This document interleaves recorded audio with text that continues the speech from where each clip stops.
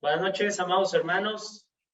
En este día lunes 29 de marzo del año 2021, estamos muy contentos porque podamos juntos celebrar este culto de adoración en familia, este culto de adoración en casa, para conmemorar los hechos trascendentales para todo cristiano.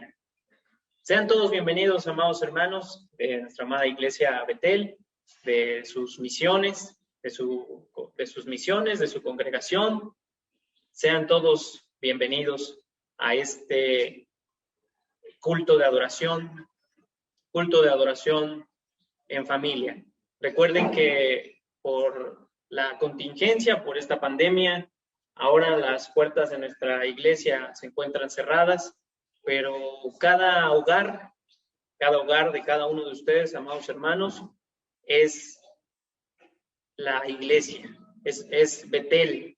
Cada una de nuestras casas, cada uno de nuestros hogares es Betel.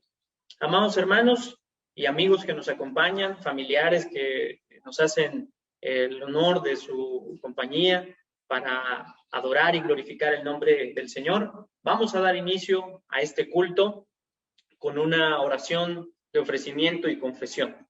Vamos pues, hermanos, por favor, ustedes ahí en sus hogares, inclinen su rostro, cierren sus ojos y vamos a Dios en oración. Amantísimo Padre Celestial, Señor, en esta preciosa noche, Señor, te damos gracias. Gracias en el nombre precioso de nuestro Señor Jesucristo. Gracias en el nombre de nuestro Señor y Salvador. Gracias en el nombre de tu Espíritu Santo, porque en esta noche nos permites venir hasta ti para alabarte, para glorificarte, para entregarte, Señor, en este culto nuestro corazón.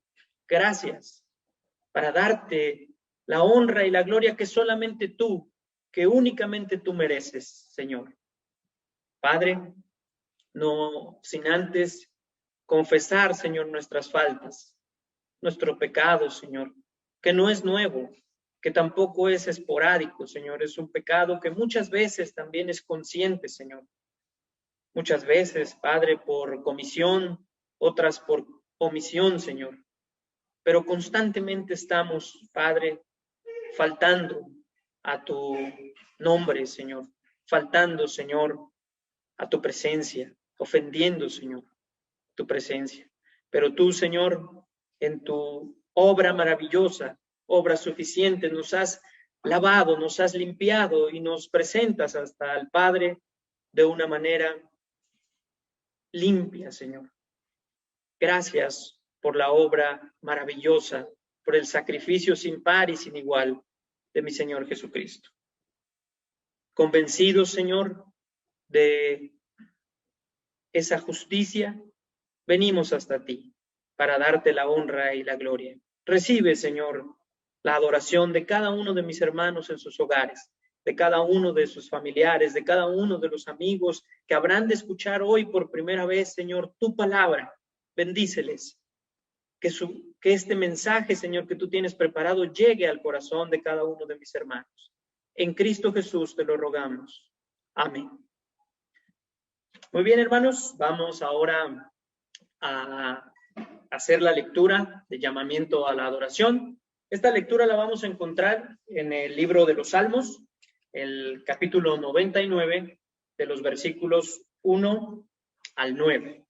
Es todo el capítulo, hermanos. Vamos entonces a hacer esta lectura. La palabra de Dios dice así, ya aparece ahí en sus pantallas. La palabra de Dios dice así: Jehová reina, temblarán los pueblos. Él está sentado sobre los querubines, se conmoverá la tierra. Jehová en Sión es grande y exaltado sobre todos los pueblos. Alaben tu nombre grande y temible, Él es santo. Y la gloria del Rey ama el juicio. Tú confirmas la rectitud. Tú has hecho en Jacob juicio y justicia. Exaltad a Jehová nuestro Dios y postraos ante el estrado de sus pies. Él es santo. Moisés y Aarón entre sus sacerdotes y Samuel entre los que invocaron su nombre. Invocaban a Jehová y él les respondía. En columna de nube hablaba con ellos, guardaba sus testimonios y el estatuto que les había dado. Jehová, Dios nuestro, tú les respondías.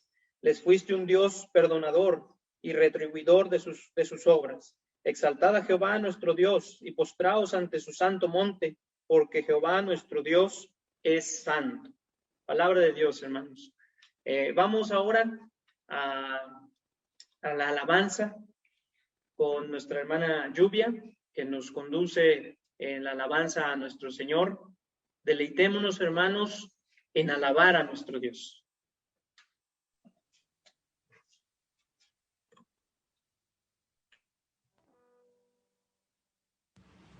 Amén. Vamos a entonar este himno número 177. Tenemos esperanza.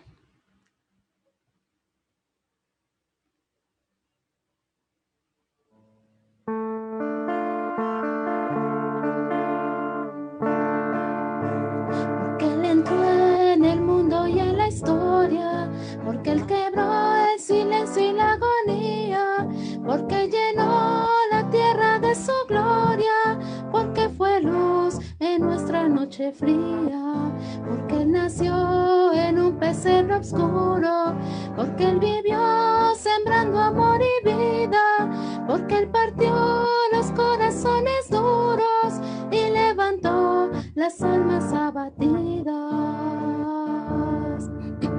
Por eso es que hoy tenemos esperanza, por eso es que hoy luchamos con porfía, por eso es que hoy miramos con confianza el porvenir en esta tierra mía. Por eso es que hoy tenemos esperanza, por eso es que hoy luchamos con porfía, por eso es que hoy miramos con confianza el porvenir. Porque atacó ambiciosos mercaderes y denunció maldad e hipocresía, porque exaltó a los niños y mujeres y rechazó los que en orgullo ardían. Porque cargó la cruz de nuestras penas y saboreó la hiel de nuestros males, porque aceptó sufrir nuestra condena y así morir por todos los mortales. Por eso es que hoy tenemos esperanza, por eso es que hoy luchamos con porfía, por eso es que hoy miramos con confianza el porvenir en esta tierra mía. Por eso es que hoy tenemos esperanza, por eso es que hoy luchamos con porfía, por eso es que hoy miramos con confianza el porvenir. Porque una aurora vio su gran victoria sobre la muerte, el miedo y la mentira. Ya nada puede detener su historia, ni de su reino eterno la venida. Porque ilumina cada senda en gloria y las tinieblas derrotó con lumbre. Porque su luz es siempre nuestra historia y ha de llevar a todos a la cumbre. Por eso es que hoy tenemos esperanza, por eso es que hoy luchamos con porfía, por eso es que hoy miramos con confianza el porvenir en esta tierra mía. Por eso es que hoy tenemos esperanza, por eso es que hoy luchamos con porfía, por eso es que hoy miramos con confianza el porvenir. Amén. Bendito sea el nombre de nuestro Dios. Vamos a continuar con este himno que dice, es el 141, abre mis ojos para ver.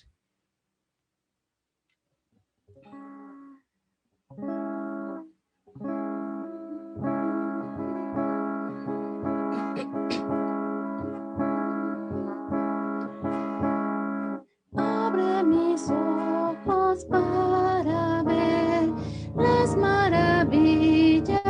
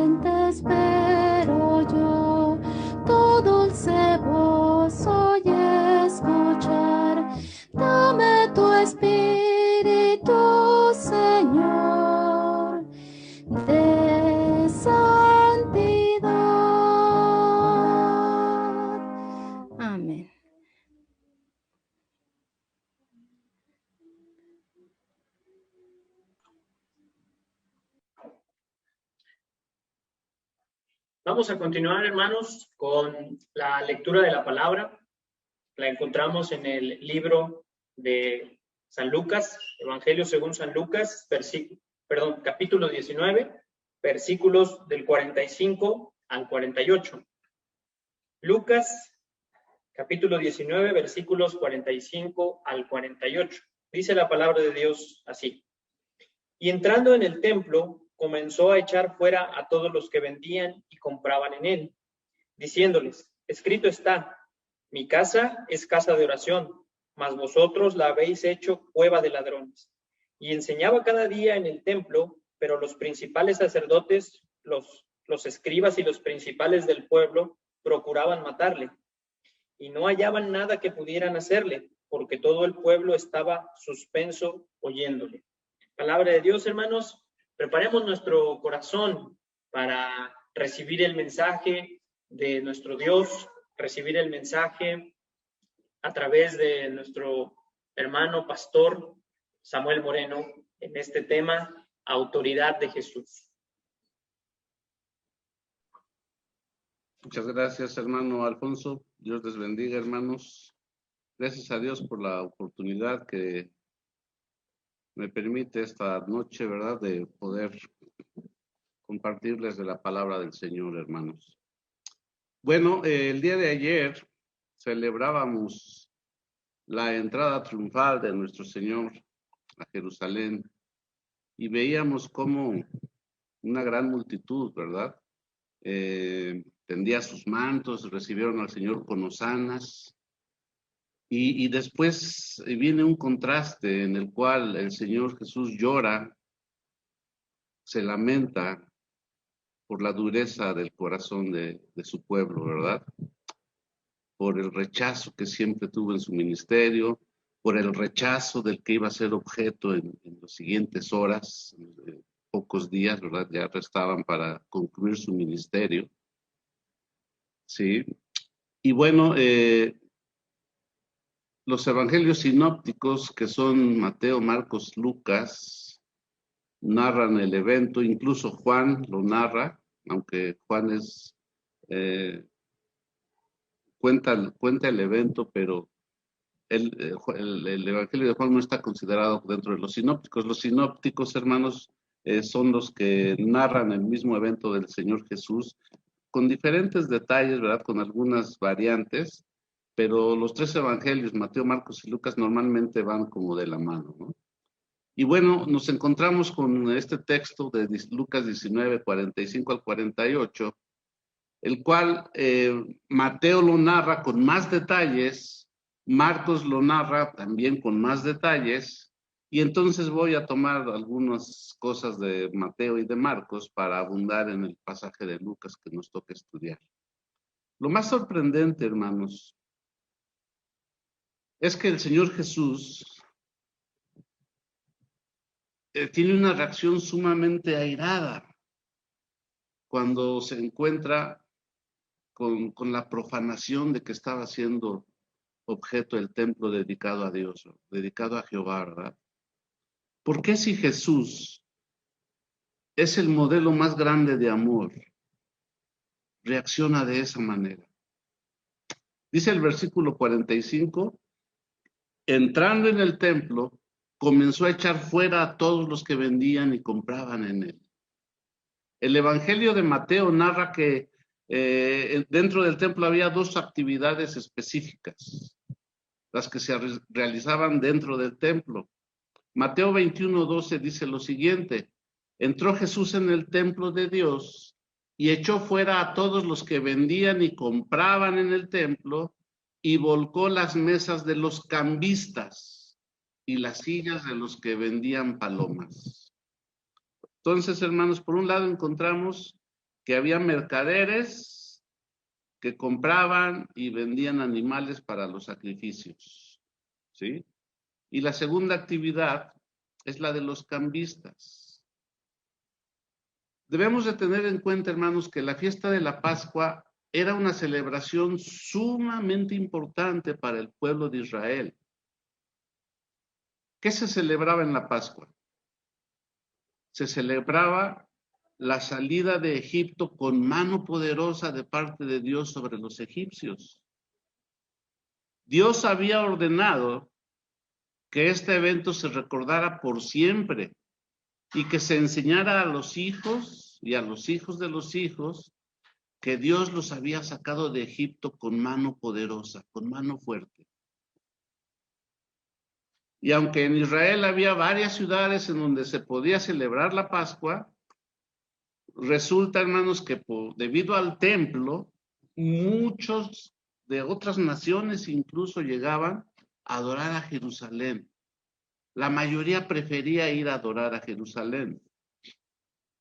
John MacArthur, un teólogo contemporáneo, estima que a la fiesta llegaban a Jerusalén, hermanos, aproximadamente unos 2 millones de personas cada año. Y en esta fiesta se tenía que pagar no era un impuesto, era una ofrenda anual que se tenía que dar al templo. Y se tenía que entregar en la moneda oficial de Jerusalén, que eran los siclos galileos. Y llegaban, hermanos, a Jerusalén griegos, llegaban romanos, llegaban tirios, llegaban sirios, egipcios, y cada uno de ellos llegaba con su moneda nacional. Había diferentes monedas, llegaban a Jerusalén en esta fiesta. Entonces ahí es donde entraban los cambistas, los que cambiaban las monedas egipcias, griegas, sirias, a la moneda oficial de Jerusalén, al tipo de cambio de Jerusalén. William Barclay, otro teólogo contemporáneo, dice que cada cambista, hermanos, se ganaba unos 2 millones de pesos ya trasladados a pesos mexicanos en cada fiesta anual. 2 millones de pesos. ¿Por qué? Porque las comisiones que cobraban al hacer el cambio de moneda era muy alto. ¿Sí? Era un negocio sumamente retribuyente el de los cambistas. Y es evidente que entre los cambistas, comerciantes y sacerdotes existía un contubernio, hermanos, por el cual, como al estilo más puro de la Merced de la Ciudad de México, Tepito de la Ciudad de México, o incluso cualquier negocio ambulante de cualquier ciudad, había moches. Se mochaban con las autoridades los que comerciaban. ¿Cuál era el producto que más se comercializaba? Los animales para los sacrificios. Sucede que si alguna persona llevaba su animal desde casa o lo compraba por allá lejos y llegaba a Jerusalén con su animal, los sacerdotes que revisaban los animales para los sacrificios, ¿qué creen? Les encontraban defectos y los rechazaban. ¿Por qué? Porque había un mercado negro en Jerusalén. Le encontraba defectos, lo rechazaba y entonces pues tenían que comprar animales dentro del templo para su sacrificio. Incluso, hermanos, el animal rechazado, los mercaderes se los compraban a muy bajo costo para después venderlo a muy alto costo y entonces sí lo aceptaban al animal. Entonces la gente le convenía más hacer su compra dentro del templo porque no iba a ser rechazado. Lo compraban carísimo, ¿sí? Y bueno, pues parte de ese dinero que entraba a la bolsa de los mercaderes, pues iba a dar a los sacerdotes también, ¿sí? Se dice, hermanos, que el costo de 2 palomas para el sacrificio estaba 15 veces más alto de su precio normal. 15 veces más alto costaban las palomas de lo que costaban normalmente, ¿sí? Y bueno, pues a la gente no le quedaba otra más que comprar dentro del templo, ¿sí? Y de esa manera, hermanos, explotaban al pueblo, obligándolos a comprar dentro del templo, porque tenían que ofrecer sus sacrificios. Otro detalle no pequeño que había en esa situación es que las concesiones para la venta de animales eran concedidas a parientes de Anás, el sumo sacerdote. De hecho, a cada mesa se le llamaba la tienda de Anás, porque eran puros familiares. Así que era un negocio redondo, hermanos, ¿sí? Era bien sabido entonces que los que comerciaban, más bien los que extorsionaban al pueblo, eran familiares de Anás, del sumo sacerdote. Y todo esto, hermanos, dentro del templo. Esta mercadería se daba en el área que estaba dedicada a los gentiles que llegaban a adorar. Había un área para los gentiles, para que llegaran a adorar. Y entonces, hermanos, podemos imaginar el ruido de un mercado, el ruido de los animales, el olor del estiércol de los animales, los gritos de los mercaderes ofreciendo sus animales, el regateo al comprar. Una situación sumamente profana para el templo que Salomón había dedicado a Jehová. Así que usaban el templo para extorsionar al pueblo, para enriquecerse a costa de la adoración que llegaban a ofrecer el pueblo. ¿Sí? Más que templo, parecía una cueva de ladrones. Así lo calificó el Señor Jesús. La reacción del Señor Jesús, hermanos, no fue otra cosa, sino la manifestación de quién era Él en realidad, de cuál era su verdadera misión. Recordemos que un día antes una gran multitud le había recibido bajo la expectativa de que Él era el Mesías que derrotaría al Imperio Romano. Eso creía la gran muchedumbre de gentes. Ellos esperaban a un guerrero, a un caudillo que derrotara a los romanos, ¿sí? En consecuencia, horas después de su llegada, muchos de esos que le recibieron, hermanos, estaban esperando a ver a qué horas empezaba a organizar para atacar el palacio de Pilato y empezar la revuelta contra las guarniciones romanas, ¿sí? Pero lo que hace Jesús es lo que nadie esperaba. Va y violenta el negocio corrupto de los sacerdotes, quienes se supone eran los representantes de Dios, y derriba mesas de los cambistas, libera a los animales que estaban en venta para el sacrificio y saca a todos los que están ahí profanando el templo. En primer lugar, hermanos, lo que enardeció al Señor es que la adoración al Padre, la cual debía recibir mediante los sacrificios que se ofrecían, se había degenerado por completo, hasta convertir el templo en un sucio y maloliente mercado, en beneficio de los sacerdotes, hermanos, del liderazgo judío. En segundo lugar, lo que enardeció al Señor es que siendo Él el unigénito Hijo de Dios, entonces ejerció su autoridad divina, echando por tierra el negocio, tumbando mesas y destruyendo corrales. La ira de Jesús era tal que no permitió que atravesaran con utensilios, llevando utensilio alguno. Y entonces viene a mi mente el pasaje de Habacuc 2:20, hermanos. Mas Jehová está en su santo templo, calle delante de él toda la tierra, exigiendo una reverencia total dentro de la casa de Dios. Repito, exigiendo una reverencia total dentro de la casa de Dios.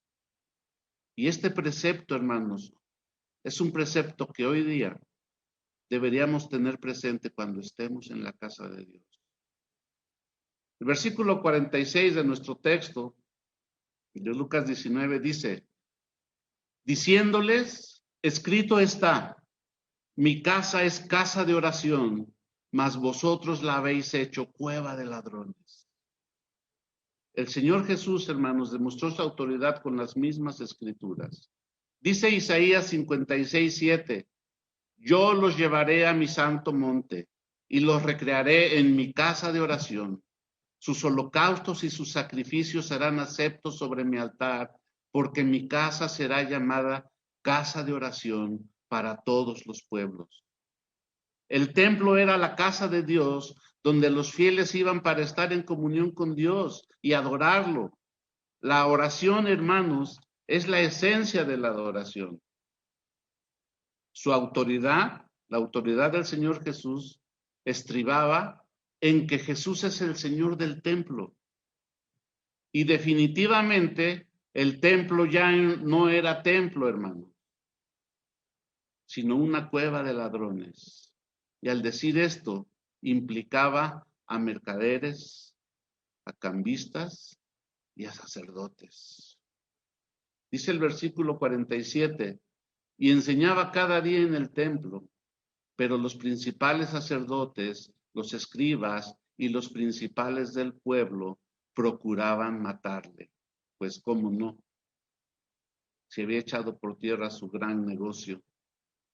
Después de haber echado por tierra las mesas de los mercaderes y de los cambistas, echó por tierra el negocio, hermanos, el mercado negro que había dentro del templo.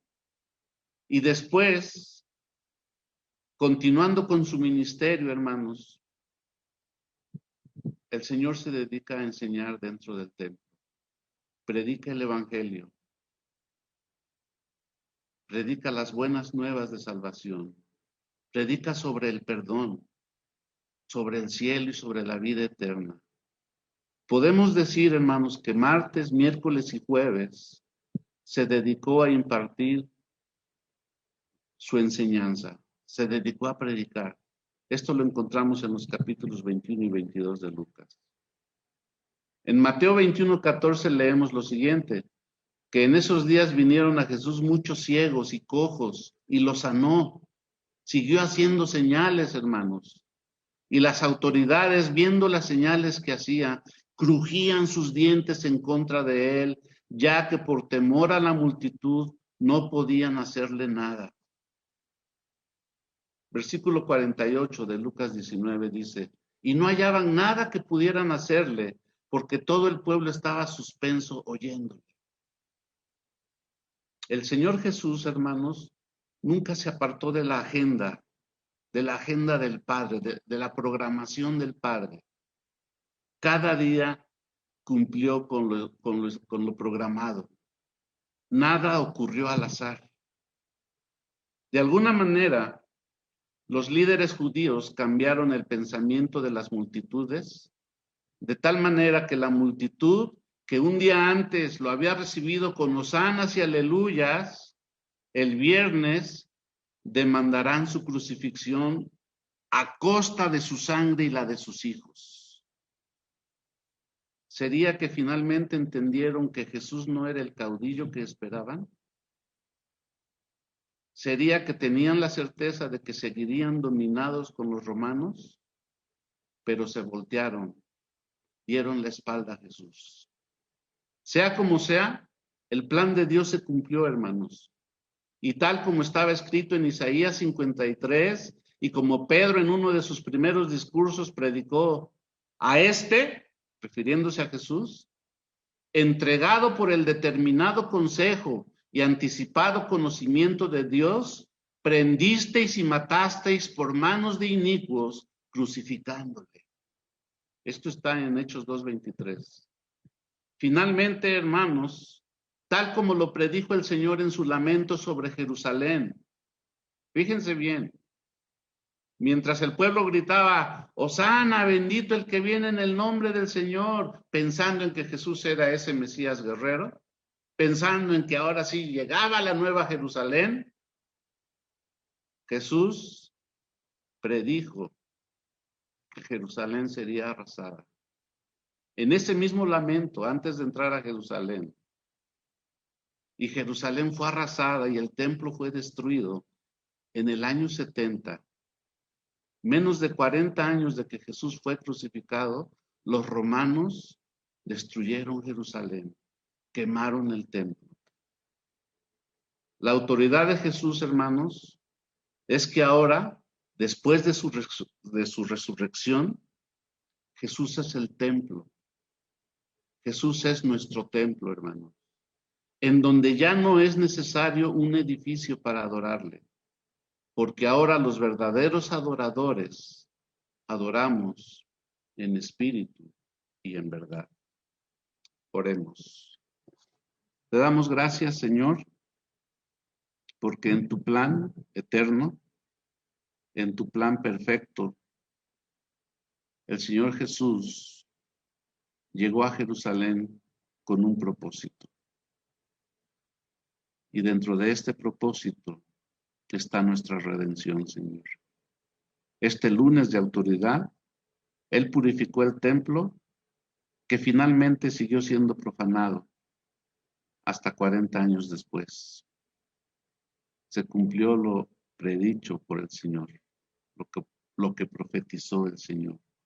Y nosotros te alabamos hoy, Señor, porque podemos recordar que el Señor Jesús tiene el poder, que el Señor Jesús es ese Mesías, pero es ese Mesías de un reino eterno, de un reino tuyo, de un reino espiritual.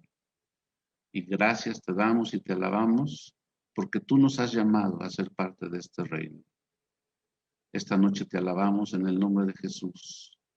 Amén. Dios les bendiga, hermanos.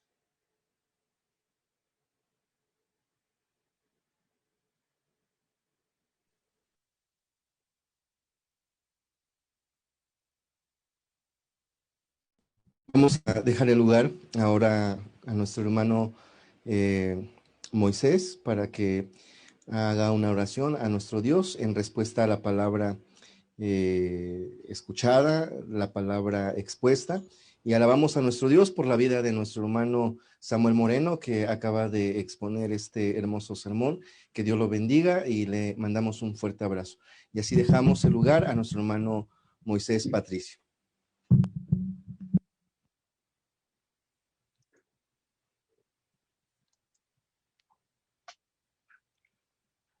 Buenas noches, hermanos. Es momento de las ofrendas.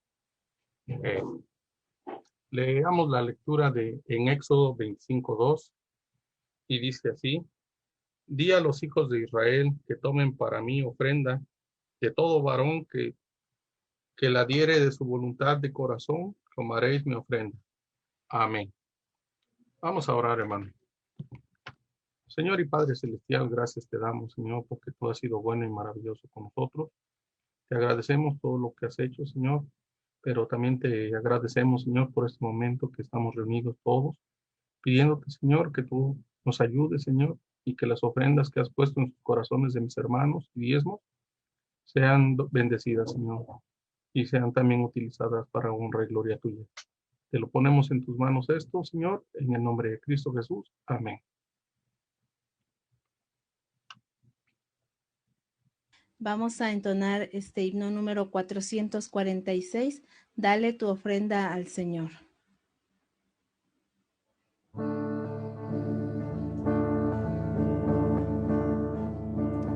Dale tu ofrenda al Señor, dásela de corazón, que cuando el cielo reclame, le respondas con amor, que no te quede el dolor. Cuando hayas ofrendado, Dios bendice al dador alegre, multiplica lo que has dado.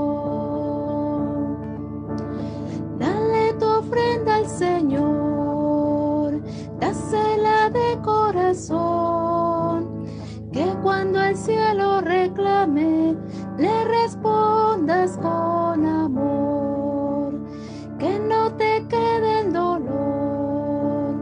Cuando hayas ofrendado, Dios bendice al dador alegre, multiplica lo que has dado.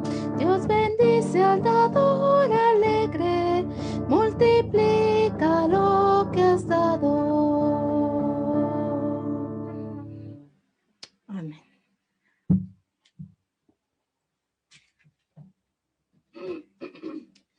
Bueno, gracias le damos a nuestro Dios porque Él es el que nos presta la vida y a través de su gracia podemos presentarnos delante de Él. Bendecimos el nombre de nuestro Dios por eso, por la bendición que nos dio el día de hoy, y agradecemos a Él el que nos haya permitido el poder leer su palabra, meditar en ella, orar, cantar. Vamos a darle gracias a nuestro Dios a través de esta oración y así pues el día de hoy somos despedidos.